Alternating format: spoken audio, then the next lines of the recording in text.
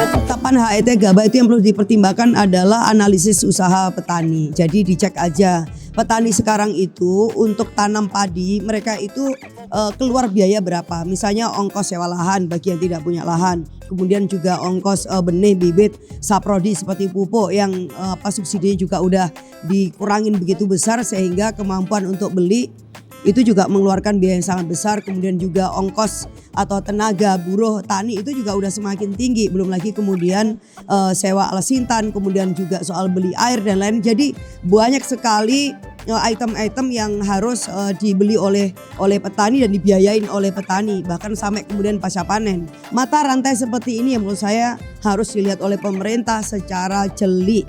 Ya, jangan sampai kemudian malah keliru menetapkan regulasi baru karena minimnya studi yang dilakukan di lapangan, termasuk juga praktek-praktek yang selama ini sebenarnya sangat umum dikenal oleh kalangan petani. Jadi penting ya analisis usaha tani itu penting. Kalau perlu pemerintah bisa memberikan subsidi pada petani, apa ya, di harganya itu.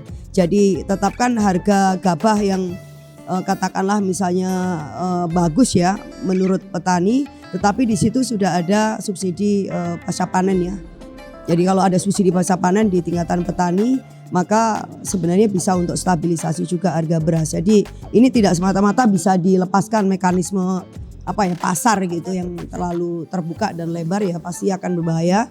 Apalagi satu hal menurut saya, pangan khususnya beras itu tidak boleh diliberalkan, tidak boleh terlalu di-open. Negara harus campur tangan di sana. Negara sungguhnya yang harus jadi off taker kalau menurut saya.